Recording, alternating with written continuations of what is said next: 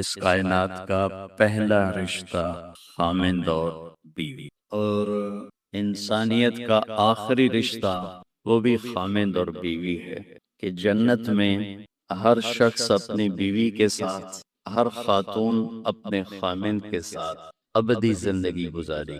الحقنا بہم ذریتہم، ساتھ ساتھ رہیں گے اولاد رشتہ دار، لیکن ہر جوڑا اپنی جنت میں الگ۔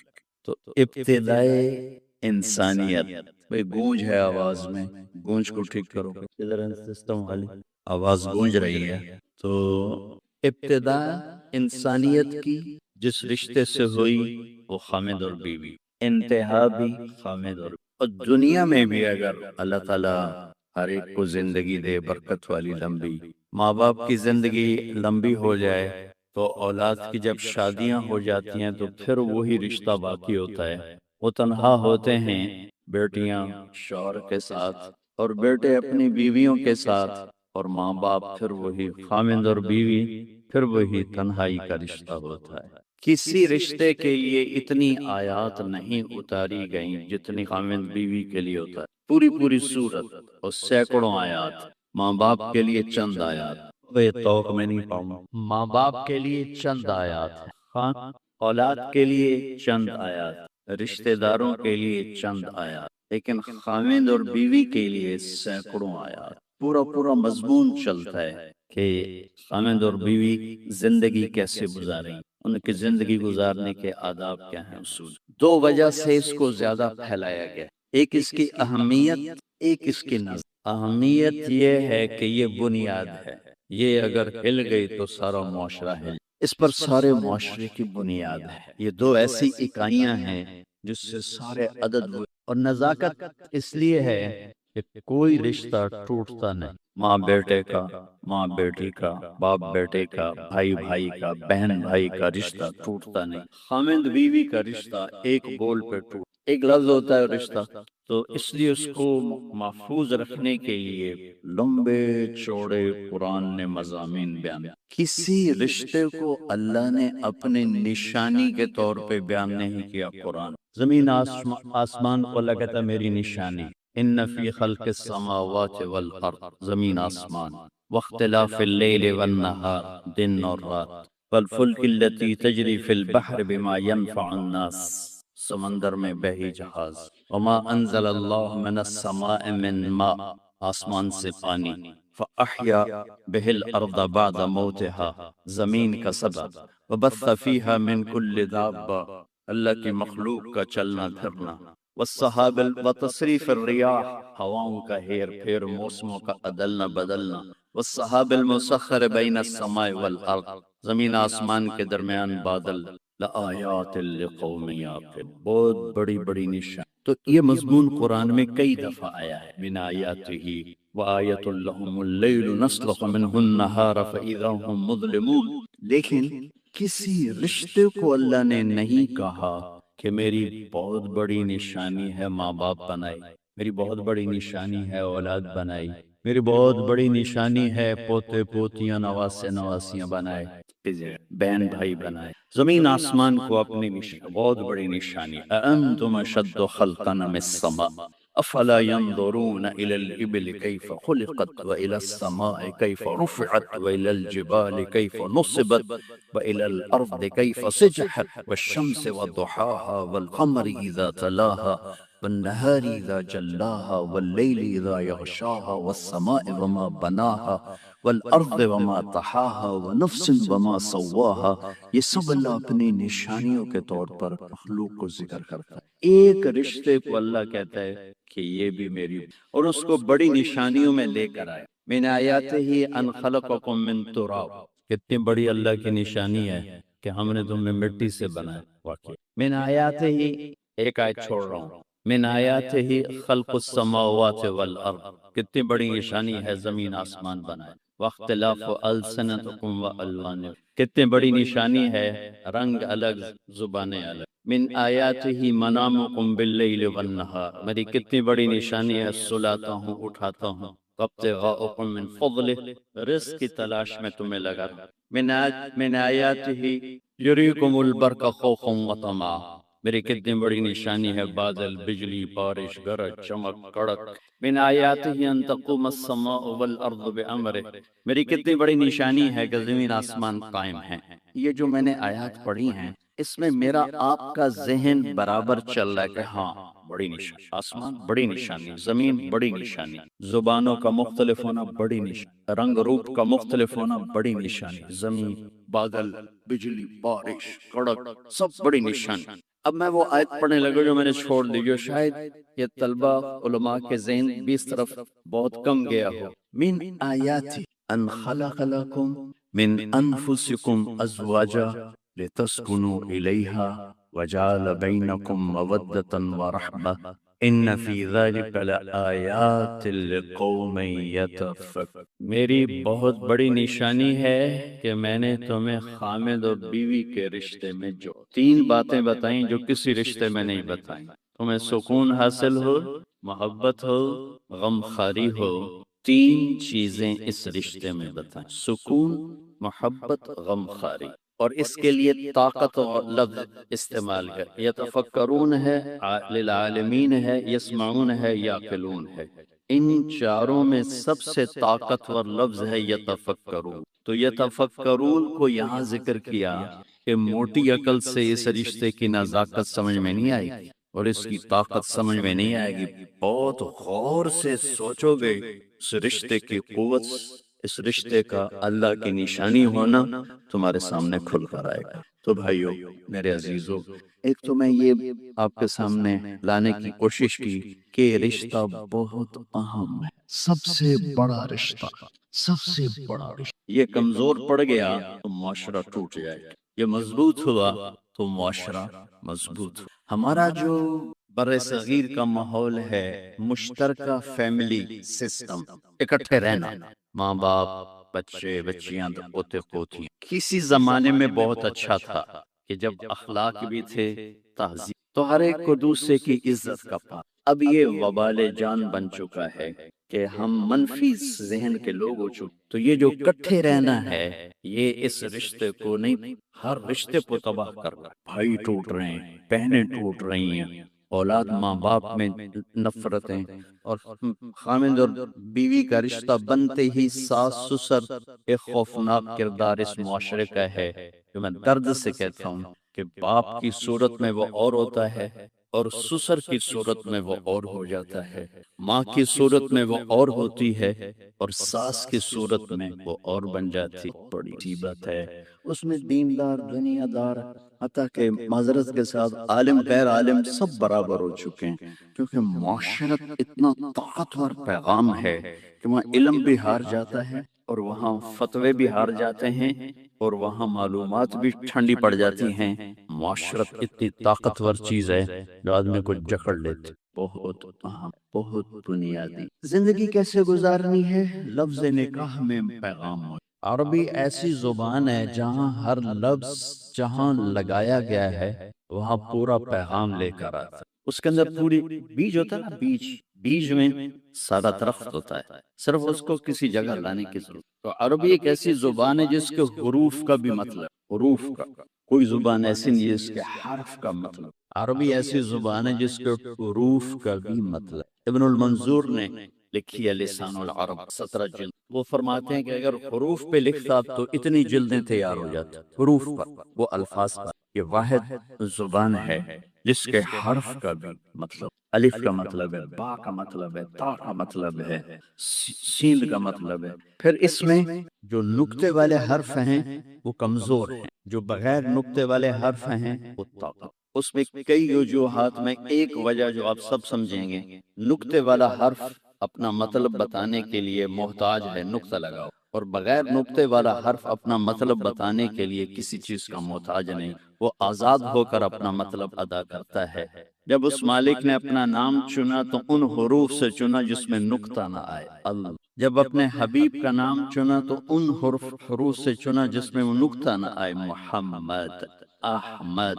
اور جب کلمہ بنایا تو ان حروف سے بنایا کہ جس میں نقطہ نہ آئے، لا الہ الا اللہ بولو محمد رسول اللہ۔ تو ہے ہمارے علمی حلقے، دنیاوی حلقے سب اللہ کی وجہ خدا بولتے ہیں۔ یہ میرا ایک معصوم سا گلہ ہے، میں کوئی مفتی تو بڑے بڑے بڑے بیٹھے ہیں، کوئی فتویٰ نہ ٹھوکے جی، مطلب خدا کہنا کوئی منع نہیں، سارے اکابر سارے علماء استعمال کرتے چلے آئیں، لیکن یہ جڑتا نہیں اللہ کے ساتھ، اللہ ہی جڑتا ہے، چونکہ اس نے خود کہا میرا نام اللہ ہے، اس نے کہا میرا نام خدا ہے۔ خدا ایک ترجمہ ہے، خدا ترجمہ ہے، نام نہیں ہے، ترجمہ ہے، اور ناموں کا ترجمہ نہیں ہوتا، نام کو نام سے پکارا جاتا ہے، نام کا ترجمہ نہیں ہوتا ہے، نام کو نام سے پکارا جاتا ہے۔ تو آپ سارے اہل علم بیٹھے ہو، کون سی بڑی بات ہے خدا سے ہٹ کے اللہ پہ آج، جو خود اس نے کہا اللہ نور السماوات والارض، اللہ لا الہ الا هو اللہ الذی لا الہ الا هو اللہ الذی یبدأ الخلق ثم یعیدہ اللہ الذی رفع السماوات بغیر عمد ترونها اللہ الذی خلق سبع سماوات ومن الارض مثلہن قل هو اللہ احد اللہ الصمد۔ کیا نام ہے اللہ! یہ واحد لفظ ہے جو ہونٹوں سے نہیں ادا ہوتا، اندر سے ادا ہوتا ہے۔ کہو اللہ، ہونٹ نہیں ہلتے، حلق بولتا ہے اللہ، کہو۔ یہ اس لفظ کی خصوصیت ہے، لفظ کہہ رہا ہے میں اندر میں آنے والی ذات، مجھے اندر لے جاؤ، ہونٹ نہیں ہلتے، حلق ہلتا ہے اللہ، یہاں سے آواز آتی ہے، یہاں سے میں ہونٹ ہلاؤں گا تو اللہ ہو نہیں سکے گا، اللہ ادا نہیں ہو سکے اللہ۔ تو بچو، اور یہ آپ کے مفتیان بھی، علماء سے بھی، عوام سے، اللہ کہنے کی عادت ڈالو، اللہ لکھنے کی عادت ڈالو۔ جو نور لفظ اللہ میں ہے وہ خدا میں نہیں ہے، یہ فارسی کا لفظ ہے۔ اللہ اب اس کے اپنی ذات سے نکلا ہوا لفظ ہے، جو اللہ، تو جب آدمی اللہ کہتا ہے تو اللہ کے تمام صفاتی نام، تمام صفاتی نام۔ تو میرے عزیزو، آپ عربی طلبہ ہو، عربی سے مناسبت پیدا کرو، صرف ضرب یضرب ضربن پہ نہ رہ جاؤ، بدنی زید کتھوا مریا ضرب زیدن ضرب، کدی مار کھا رہے کدی مار رہے، کدی روٹی کھا رہے کدی لتر کھا رہے، کدی روٹی کھا رہے کدی سوٹے مار لیا، اکل زیدن ضرب زیدن ضرب زیدن۔ ایک تاجر کہنے لگا مدرسے کے طلبہ غصے والے کیوں ہوتے ہیں؟ میں نے کہا یہ پہلا سبق ضرب یضرب ضربن پڑھتے تو جو کہ دماغ میں ضرب ضرب لگ جاتا ہے، پھر جو کرتا ضرب ضرب ضرب ضرب، مصیبت ہے بھئی، کوئی اور بھی دیکھ۔ میرے بچوں، عربی سے مناسب پیدا، اگر قرآن سے مزہ لینا ہے تو عربی سے مناسب۔ ہمارے علمی حلقوں میں فقہ غالب ہے، فقہ، قرآن غالب نہیں، فقہی مزاج غالب آگے۔ اور ثانی رحمت اللہ علیہ کی تحفۃ العلماء میں نے پڑھا کہ جو صرف فقہ میں لگتے ہیں ان کے مزاج میں شدت آ جاتی، جو قرآن میں لگتے ہیں، حدیث میں لگتے ہیں، ان کے مزاج میں نرمی ہوتی ہے، اعتدال ہوتی ہے۔ فقہ تو ایک قانون ہے، قانون پڑھنے سے تو ایمان نہیں بنتا، ایمان تو قرآن سے بنتا ہے، حدیث پاک سے بنتا ہے۔ تو میں یہ کہہ رہا تھا کہ لفظ نکاح یہاں کیوں بولا جاتا ہے؟ ایک لڑکے لڑکی کا رشتہ قائم ہو رہا ہے، اس رشتے کے لیے لفظ نکاح کیوں؟ مولانا ظاہر شاہ صاحب رحمۃ اللہ علیہ نے ہمارے اندر لفظ کی تحقیق کا ذوق ڈالا تھا، کب مفید طالبین پڑھتے۔ مفید طالبین 2 ہفتے کی کتاب ہے، ہمیں ہمارے استاد رحمۃ اللہ نے 3 مہینے میں پڑھائی تھی، اور ہمیں ایک راستہ سمجھایا تھا کہ لغت کی تحقیق کیسے کرنی، تو وہ میرا ایک ذوق بن گیا۔ اب میرا مطالعہ تو ہے نہیں، سفر، سردرد، لوگوں کی ملاقاتیں، سب سے بڑا سردرد، تو وقت بے وقت، وقت بے وقت، تو لفظ کیا پیغام دیتا ہے، یہ میرا تھوڑا سا ذوق ہے، لفظ کیا پیغام، تفسیر، ہاں ہم عقائد میں، اصول میں تو لکیر کے فقیر ہیں، ہم لا مذہبیت کے قائل نہیں ہیں۔ قرآن تو ایک ابدی پیغام ہے، سوچتا تھا کہ اس رشتے کے لیے لفظ نکاح کیوں؟ پھر میں نے لغات کو دیکھنا شروع کیا کہ کیا مناسبت ہو سکتی، تو مجھے اتنے خوبصورت مناسبت ملی، میں اس کو بیان کیا۔ نکاح کا مطلب ہے 2 چیزوں کا یکجان ہو جانا، 2 چیزوں کا یکجان، اور اس کے 4 شکلیں لغت میں بتائی گئی۔ بارش کے پانی کا زمین میں جذب ہو کر یکجان، نیند کا آنکھوں میں اتر کر سلا کے یکجان ہو جانا، مرد کا عورت پہ اعتماد کر کے ایک جان ہو، درخت کی شاخوں کا ایسے آپس میں مل جل کر یکجان ہو کر چھاؤں بنا دینا، یہ ہے لفظ نکاح کا لغوی مطلب۔ یہ یہاں کیسے فٹ آتا ہے؟ مرد کے خوبصورت اخلاق جو دھیمی بارش کی طرح عورت کے دل پہ اترتے ہیں، جو زمین ہے اور وہ ایک سرسبز کھیتی بن جاتی ہے۔ اب آیت قرآن جوڑ دو، نساؤکم حرث لکم، تمہاری بیویاں تمہاری کھیتی ہیں، اور کھیتی کو ڈنڈے سے نہیں چلایا جاتا، فتوے سے نہیں چلایا جاتا۔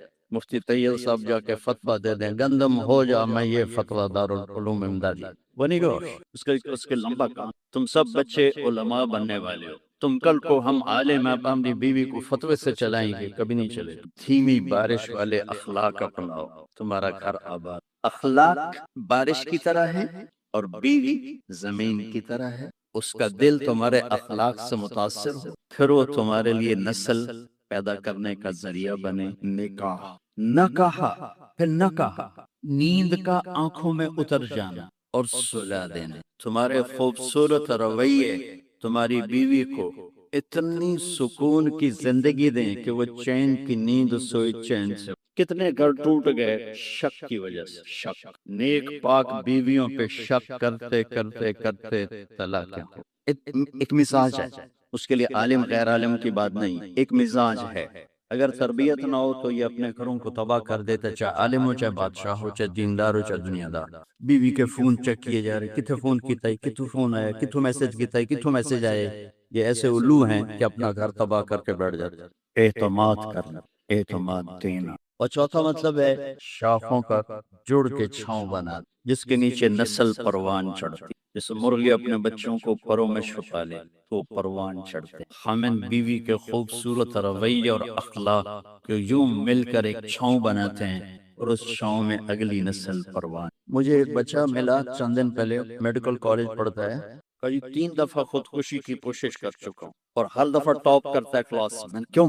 کہ میرے ماں باپ آپس میں لڑتے بہت، ان کی لڑائی کی وجہ سے 3 دفعہ خودکشی کی کوشش، زندگی تھی بچ گیا۔ پھر آپ کے بیان سننے کا موقع ملا تو مجھے کچھ سمجھ میں آئی ہے، تو میں پھر آپ سے ملنے آیا ہوں کہ میں اب کیا کروں۔ تو ان بچوں کا نکاح ہو، جن کا ہو چکا ہے، ہم سب گھروں والے ہیں، ان کے ہونے والے ہیں۔ میرے عزیزو، نکاح کے اندر ہی پیغام موجود ہے زندگی کیسے ہو۔ خوبصورت اخلاق، اچھے رویے، بیوی پر اعتماد، اور اس کو محبت دے کر یکجان ہو جانا۔ چونکہ میں کسی کی بیٹی کو لے کے گھر آیا تھا، میں نے کسی کے گھر گیا، جو اپنا گھر، سہیلیاں، آنگن، ماں باپ، بہن بھائی چھوڑ کے آئی ہے، آتے ہی اگلے دن اس پر ساس کی چڑھائی الگ، سسر کی الگ، اور خامد کی بہنوں کی چڑھائی الگ، خامد کی اپنی الگ۔ اس بیچاری نے کیا قصور؟ شریعت کیا کہتی ہے؟ مفتی حضرات بیٹھے کہ اگر اس صاحب استطاعت ہے تو الگ گھر لے کر دے، اگر بچی مطالبہ کرے مجھے الگ رہنا ہے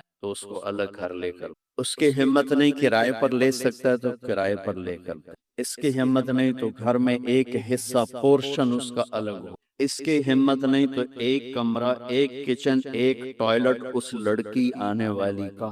اگر اس کی بھی ہمت نہیں تو وہ تو روزے رکھو، تے تسبیح پڑھو، کسی دے دین و برباد نہ کرو، بھئی کسی کی بیٹی کو برباد نہ کرو کہ وہ کبھی ساس کے کپڑے دھو رہی ہے، کبھی سسر کے کپڑے دھو رہی ہے، کبھی اس کی بہنوں کے کپڑے دھو رہی ہے، تو میری ماں دے کو بولنا نہیں۔ ارے بے وقوف، اگر تیری ماں زیادتی کرے تو بیوی کو بچا، اگر بیوی زیادتی کرے تو ماں کو بچا، اگر بہنیں زیادتی کریں تو بیوی کی حفاظت کر، بیوی زیادتی کرے تو بہنوں کی حفاظت۔ سسر کی طرف سے شدت ہے تو اپنی بیوی کے ساتھ ہو، بیوی کی طرف سے بدتمیزی ہے تو اپنے ماں باپ کی حفاظت کر، یہ لے جانے والے کی ذمہ داری ہے۔ لیکن چونکہ ہم معاشرت پڑھتے نہیں، علماء سے گلا ہے، یہ فقہی مسائل پہ ایسی تقریریں کرتے ہیں کہ پاستینے چڑھا لیتے ہیں، اور جب معاشرت کے ابواب چلتے ہیں تو تقریر ہو رہی ہے تو دب۔ ترمذی کی جلد ثانی جب میں پڑھ رہا تھا اور ایک تیز رفتار گاڑی چل رہی تھی تو بھی پڑھتے پڑھتے آنکھوں سے آنسو آ جاتے تھے، ایسی کتاب ہے ترمذی کی جلد ثانی،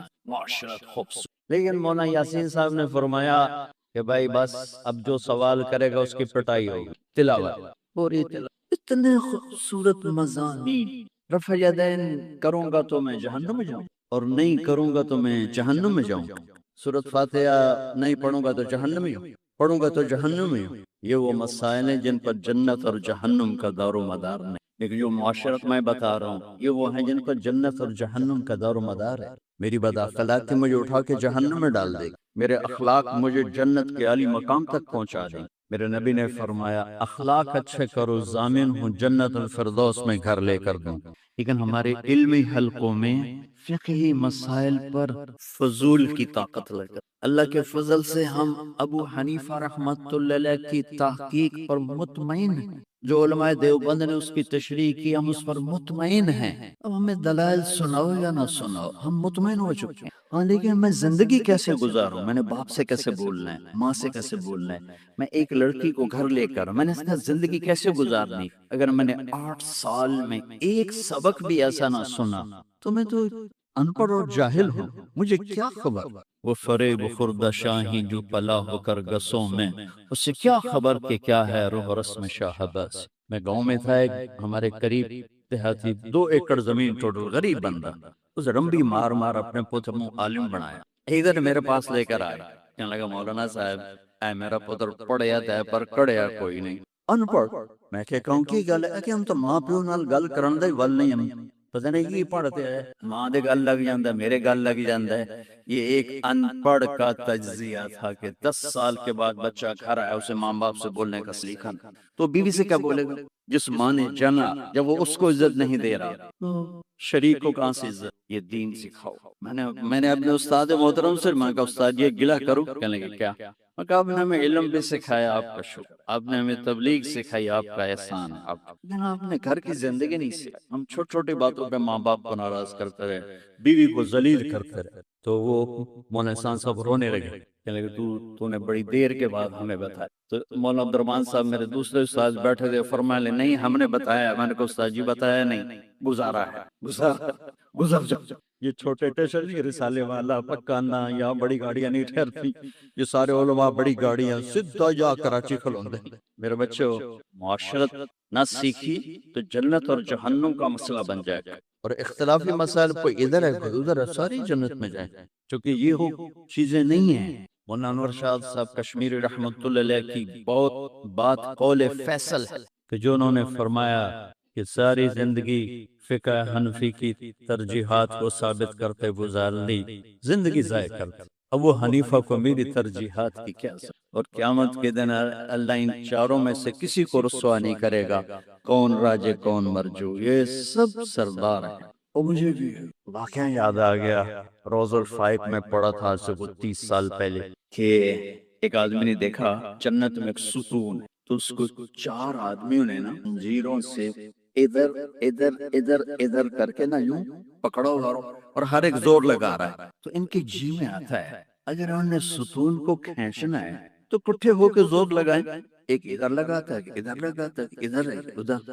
تو ایک فرشتے سے پوچھتا ہے بھئی یہ کیا چکر ہے، ستون کیا ہے، یہ لوگ کون ہیں؟ تو وہ کہتا ہے فرشتہ یہ ابو حنیفہ ہے، یہ مالک ہے، یہ شافعی ہے، یہ احمد ہے، اور یہ دین کا ستون ہے، ان چاروں کی محنتوں سے سیدھا کھڑا ہو۔ یہ روز الفائق کا واقعہ میں آپ کو سنا 30 سال بعد یاد، اللہ ان میں سے کسی کو رسوا نہیں کرے گا۔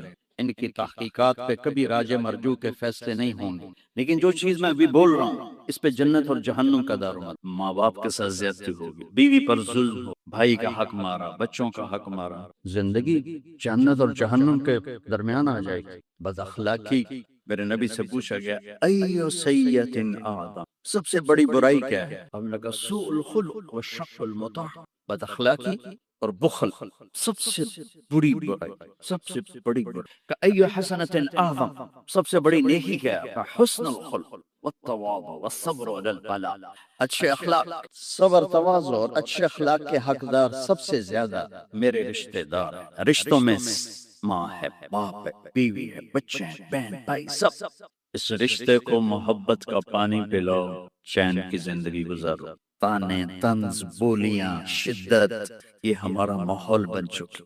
بیوی کے ذمہ خامند کی روٹی بھی نہیں، اس کی گود میں جو پروان چڑھ رہی ہے نسل، اس کو اس نے ایک خوبصورت انسان کا روپ دینا ہے، لیکن وہ کبھی خامد کا تانا سنے، کبھی ساس کا سنے، کبھی سسر کا سنے، کبھی اپنی نندوں کا سنے، تو اس کی تو نیند حرام ہو جائے گی، اس نے اولاد کو کیا پالنا، کیا پرورش۔ تو میرے عزیزو، میں بڑے دکھ کے ساتھ یہ بات ہے کہ یہ ایسا صاحب ہے جو سارے علمی حلقوں میں چل رہا ہے، معاشرت پر تو جنت اور جہنم کا دار ہوگا۔ ایک گندا بول جو دلوں کو توڑ کے رکھ دیتا ہے، وہ نیکیوں کو اڑا کے رکھ دیتا ہے۔ ایک میٹھا بول جو دلوں کو جوڑ دیتا ہے، وہ گناہوں کو بھی نیکیوں میں بدل۔ اس لیے میرے عزیزو، اگر اپنے گھروں کو آباد کرنا ہے تو نبی والے اخلاق سیکھو۔ میرے نبی نے 11 شادیاں کی، ہمیں زندگی سمجھانے کے لیے، زندگی سمجھانے کے لیے۔ جو آدمی اللہ کو دیکھ لے، اسے عورتوں کی کیا رغبت رہے۔ ما تزوجت وما زوجت الا بوحی من السماء نزل به جبریل۔ میں نے شادی کی، میں نے بیٹی کی شادی کی، جہاں کی پہلے آسمان سے حکم آیا، پھر میں نے کی۔ زندگی سمجھانی تھی، چونکہ نماز پڑھنا ہے، ایک لوٹا پانی 10 منٹ دا کام ہے، ٹھیک ہے نہیں؟ لیکن بیوی یا ماں یا باپ یا بہن یا بھائیوں کی طرف سے آنے والی شدت کو برداشت کرنا، یہ روئے میں درد اتر جاتا ہے، تب جا کر برداشت پیدا ہوتی ہے۔ یہ مشکل ترین دین ہے، معاشرت کا دین مشکل ترین دین ہے۔ اس لیے میرے نبی نے عملاً کر کے دکھایا۔ جو جنت کو دیکھ لے، جو اللہ کو دیکھ لے، اس کے لیے دنیا میں آنا ہی قید ہے۔ معراج میں اللہ کو بھی دیکھ لیا، جنت کو بھی دیکھ لی، پھر آ کے شادیاں ہو رہی ہیں۔ 50 سال کے بعد 10 شادیاں، اس لیے تھی ہر بڑی عمر سے چھوٹی عمر سے برابر کی عمر، زیادہ مالدار درمیانے لیول کی، اپنے جیسے مالدار، اپنے سے غریب، اپنا گھر، اپنا قبیلہ، اپنا خاندان، خاندان سے باہر، مطلقہ، بیوہ، کماری، جتنی نسبتیں عورتوں کی، ساری نسبتوں میں شادی کر کے دکھائی۔ یہی 4 نسبتیں عورتوں کی، ان سب میں خرابات کر کے دکھائی، اور اچھے اخلاق کے سفر جہاد کا۔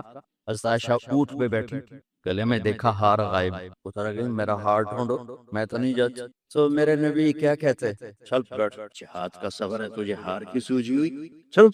اب میں کہا چلو بھائی ہار ڈھونڈو سارے، سب کو ہار ڈھونڈنے میں لگا دی، ہار ملانے۔ صحابہ سفر جہاد تھی، اور ایک ہار کے پیچھے آپ بیگم کی ناز اٹھا رہے ہیں، ڈھونڈو، نہیں ملا، رات ہو گئی۔ اچھا مغرب عشاء میں پانی ختم تھا، وضو ہو کے اگلی منزل پہ پانی ہے، وہاں جا کے نماز پڑھنی، وہیں رات بیت گئی۔ اب لوگوں نے ابو بکر پہ چڑھائی شروع، تیری بیٹی نے آج یہ دن دکھایا، پانی کوئی نے، وضو نماز کیسے پڑھیں؟ ابو بکر غصے میں گئے اما عائشہ کے خیمے میں، آگے اللہ کے نبی گود میں سر رکھے سو رہے، اب وہ بول بھی نہیں سکتے، سوئی ہوئی، تو اور ادھر آ کے پسلی میں زور سے انگلی مار، تو بیٹی تو عائشہ میں ایسے ہو گئی تاکہ میں ہلوں نہیں کہ اللہ کے نبی کہیں وہ اٹھ جاگ نہ جائیں، تو یوں یوں کرتے رہے، یوں یوں کرتے۔ فجر کا وقت آ گیا، پانی کوئی نہیں، کھلبلی مچ گئی، اللہ کے نبی اٹھ اللہ نے قرآن اتار دیا، وَتَيَمَّمُوا صَعِيدًا طَيِّبًا فَامْسَحُوا بِوُجُوهِكُمْ۔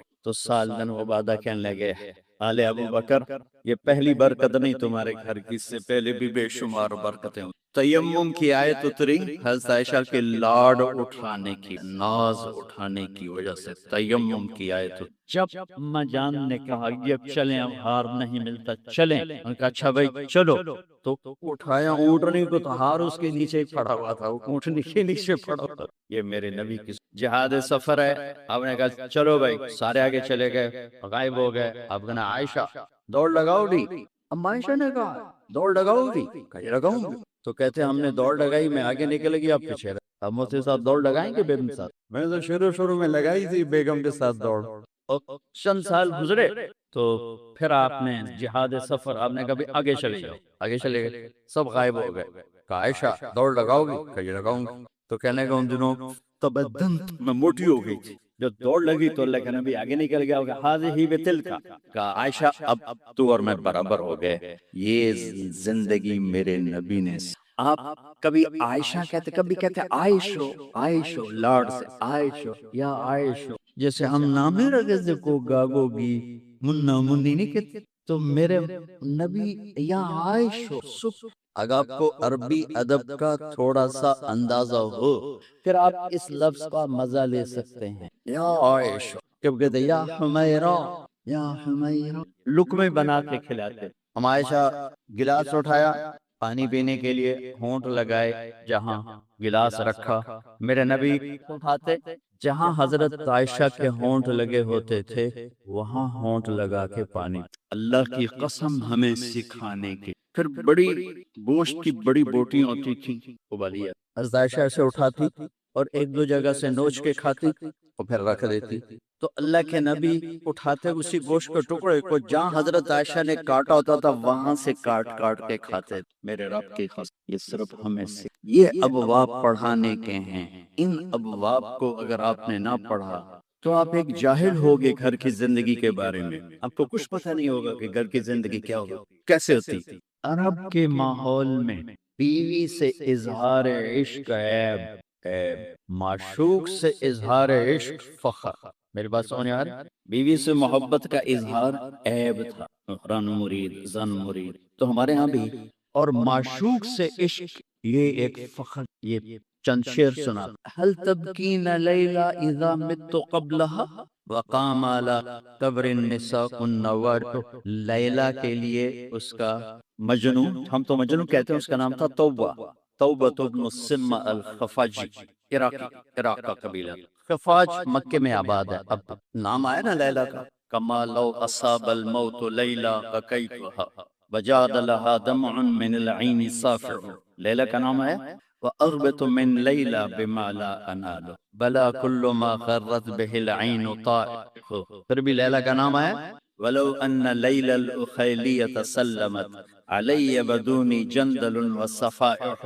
لیلا کا نام آیا، چار اشعار ہر بیت میں لیلا لیلا لیلا لیلا، اس کی بیوی نہیں ہے، عشق ہے، اور وہ کھلم کھلا شعر کہہ رہا ہے۔ ترکت ہوا لیلا وسعدا بمعزل وعدت الى مسحوب اول منزل سعدا لیلا وفینا۔ یہ سب سچے کردار ہیں۔ اے ساڑھے ہیر رانجے دا وارث شاہ دا دماغ الٹا ہویا ہے، دوست لکھ چھڑی، یہ کوئی کردار نہیں ہے، سسی پنو لیلا ہیر رانجا یہ سب، لیکن یہ سچے نام لیلا سعدا وفینا سعاد یہ سب صحیح کہانیاں ہیں۔ تو میں لیلا کی سنا رہا ہوں اور اس کا عاشق کھلم کھلا کہہ رہا ہے مجھے لیلا سے عشق۔ اس کے باپ نے کہا تو نے مجھے رسوا کر دیا، حرم میں تھے، کہیں توبہ کر دو، آج کے بعد لیلا کا نام نہیں لے گا۔ تو وہ شاعر بلیغ تھا، الہی تبت من کل المعاصی ولكن حب لیلا لا اتوب، اللہم لا تسلبنی حبها ابدا ویرحم اللہ عبدا قال آمین۔ یہ دو شعر پڑھ کے ابے کو سنا دی کہ یا اللہ ہر گناہ سے توبہ، لیلا کی محبت سے نہیں، جو میری دعا پہ آمین کہے اس کا بھی بھلا کر دے۔ یہ میں نے آپ کو عرب کا ماحول بتایا۔ اس ماحول میں کسی کا کہنا مجھے بیوی سے پیار ہے جگر گل دے کر، یہ بات سمجھ میں آئے گی؟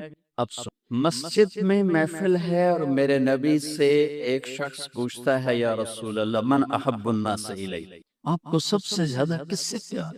اور یہ کان میں نہیں ہو رہی، کھلا سوال ہے، کھلی مجلس ہے اور آپ کھل کے فرماتے ہیں عائشہ سے۔ عائشہ، وہ تو سائل بھی ہل گیا، سننے والے بھی ہل گئے، بھئی ایک ہی بڑی۔ اس نے جلدی سے سوال بردا یا رسول اللہ میرا مطلب ہے کہ مردوں میں سے کون پیارا ہے؟ تو آپ نے نبض اس کی دیکھ لی، تو اب آپ نے کہنا تھا ابو بکر سے، تو آپ نے کہا عائشہ کے عباس، ابوہا عائشہ کے عباس۔ میرے بچوں، میرے محترم اساتذہ و مفتیان، یہ زندگی پڑھانے کی ہے جو ان کے کام آئے گی۔ انشاءاللہ رفع یدین کرنے والے بھی جنت میں جائیں گے، نہ کرنے والے بھی جائیں گے۔ اگر کبائر سے اجتناب ہے، محرمات سے اجتناب ہے تو اونچی آمین کہنے والی بھی جائیں گے، پس آمین کہنے والی بھی جائیں گے۔ یہ تو مختلف ہی چیزوں میں جنت جہنم کا پھر معیار نہیں رہ جاتا، پھر اولا غیر اولا کا معیار رہ جاتا ہے۔ لیکن جو چیزیں میں آپ کو زندگی کی بتا رہا ہوں ان پر جنت اور جہنم کے فیصلے ہونے۔ تو اپنے گھروں کو اگر آباد کرنا ہے تو اپنے نبی والے خوبصورت اخلاق اپناؤ، جس سے میرا گھر آباد ہوگا، آپ کے گھر آباد ہوں۔ ایک آیت سنا دیتا ہوں جس میں پوری زندگی موجود، ہن لباس لکم وانتم لباس لہن، تمہاری بیوی تیرا لباس، اس سے تشبیہ ہے۔ آپ کا کیا خیال ہے؟ میں بھی کپڑے بدل کر آیا ہوں، اس پر میں چائے گراؤں گا، خود سالن گراؤں گا، بلکہ وہ ضیافت جب کپڑے پہنے ہو نا دھلے ہوئے تو ہم آستینے چڑھا کے کھانا کہ کہیں آستین سالن میں نہ ڈوب جائے. سامنے ہم کوئی رومال رکھتے ہیں کہ اس پر کوئی سالن کا قطرہ نہ گر جائے، کوئی چائے نہ گر جائے، کوئی داغ لگے تو فوراً دھوتے ہیں.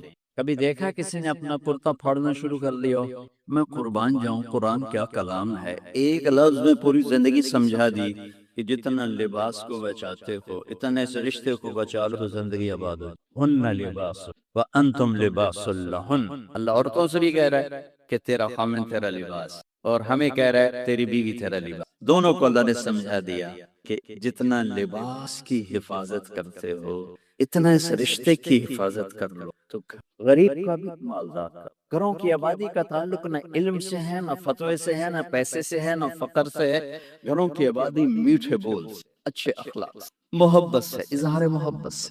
ڈاکٹر عبدالحی رحمۃ اللہ علیہ کی پڑھ رہا تھا میں واقعات، تو اس میں ایک انہوں نے خود ہی اپنا ایک واقعہ ارشاد فرمایا کہ میں اپنے ایک مرید کے گھر گیا کھانا کھانے، تو کھانا بہت بڑھیا تھا. تو فرمایا کہ کس نے کھانا بنایا؟ کہا جی بیگم نے. کہا بلا کر کہا بیٹی آپ نے کھانا بہت اچھا بنایا تھا، آپ کا شکر گزار. تو اس نے رونا شروع کر دیا. تو ڈاکٹر صاحب رحمۃ اللہ علیہ فرمانے لگے بیٹی رونے کی کیا بات ہے؟ کہا حضرت آپ کے مرید کے پاس 30 سال ہو، ایک دفعہ کبھی اس نے نہیں کہا تو نے کھانا اچھا بنا. حوصلہ افزائی کرو، تعریف کرو. دیکھو خوشامد حرام ہے، تعریف تو حق ہے. وہ جو آتا نا اس کے منہ میں مٹی ڈالو، اس سے مراد تعریف نہیں خوشامد. اس میں بڑے اشکال میں رہتا تھا کہ حوصلہ افزائی کو اور یہ آ رہا ہے کہ جو تعریف کرو اس کو منہ میں مٹی ڈالو. تعریف تو حوصلہ افزائی ہوتی ہے. پھر ابن ماجہ پڑھاتے ہوئے میرے سارے سوال حل ہو گئے. یا معاذ ایاک والتمادع فإنہ الذبح. معاذ خوشامد سے بچنا، یہ ذبح کر دینا ہے. جہاں جہاں یہ لفظ آتا ہے تعریف کرے منہ میں مٹی ڈالو، خوشامد خوشامد خوش تعریف. تو میرے نبی تعریف کر اپنے صحابہ کی کتنی تعریف فرما، موقع موقع پر ان کی تعریف فرما رہے ہیں. تو اپنے رشتوں میں اپنے رشتوں کو پانی لگاؤ میٹھے بول کے ساتھ. تعریف، کھانا بنا دو کیا اچھا بنا، لباس پہنا کیا خوبصورت لگ رہا ہے. ماں کی تعریف کرو، باپ کی تعریف کرو، استاد کی کرو، استاد شاگرد کی کرے. اس سے حوصلہ بڑھتا. خوشامد حرام ہے، تعریف میرا حق، آپ کا حق ہے. میں آپ کی کوئی تحریر دیکھوں، آپ کا کوئی تقریر دیکھوں، آپ کی کوئی چیز دیکھوں تو میرے ذمہ ہے کہ میں آپ کی حوصلہ افزائی. تو رشتوں کو پانی پلانے کے لیے حوصلہ افزائی، تعریف، کمیوں سے درگزر، اس سے میرے عزیزوں گھر آباد ہوتے ہیں. وہ عالم کا گھر ہو، مفتی کا گھر ہو، یا کسی ان پڑھ کا گھر ہو. گھروں کی یہ شکل و صورت 4 دن کا کھیل ہوتا ہے، کشش ختم ہو جاتی ہے. لیکن حسن سلوک، حسن اخلاق ایسا کبھی ڈھلتا نہیں. سورج تو نصف النہار پہ آ کر ڈھل جاتا ہے، اخلاق کا سورج موسم نہیں ڈھلتا ہے، یہ چڑھتا جاتا ہے چڑھتا جاتا ہے. تو اپنے گھروں کو آباد کریں اس نے سلوک کے ساتھ. اس نے میرے نبی حضرت میمونہ کے گھر میں تھے. اب رات کو پیشاب آیا، باہر نکلے، پیچھے آنکھ کھل گئی اما جان کی. دیکھا بستر خالی، چکر لے دیا ان کو. سوکن پنے نے کہنے لگی اچھا میری باری میں مجھے چھوڑ کر دوسری بیوی کے پاس چلے گئے. سوکن کنڈی لگا دی. اللہ کے نبی آیا، دروازہ بند. آپ نے دستک دی، میمونہ دروازہ کھولو. کہا میں تو نہیں کھولتی. ہم نے کہا کیوں؟ کہا مجھے چھوڑ کے دوسری بیوی کے پاس چلے گئے. اللہ کی بندے انی حاقن، حاقن کہتے ہیں زور سے پیشاب آیا. کہا مجھے پیشاب آیا تھا بڑے زور کا. کہا کوئی پیشاب نہیں، مجھے پتا ہے آپ کہاں گئے ہیں. وہ حضرت عائشہ پیشاب ہو رہا تھا. تو آپ نے کہا اب میمونہ انا رسول اللہ، میں اللہ کا رسول ہوں، صرف تیرا خامن نہیں ہوں، میں کیسے خیانت کر سکتا ہوں؟ پھر پکرن لگو ہوئی.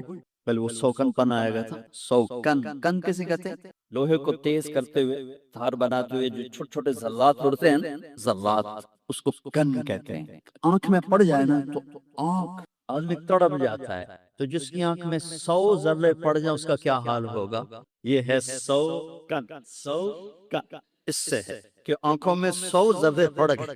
بشر ہے. تو آپ نے کہا میں اللہ کا رسول ہوں، میں خیانت کر سکتا ہوں؟ پھر تو جا کے نا دروازہ کھلا، ڈرتے ڈرتے. تو اللہ کے نبی مسکراتے ہوئے آئے اور آ کر اپنے چارپائی پہ لیٹ. ایک لفظ، ایک لفظ، میرا عزیز، یہ میرے نبی جس میں یہ سارے دروس موجود.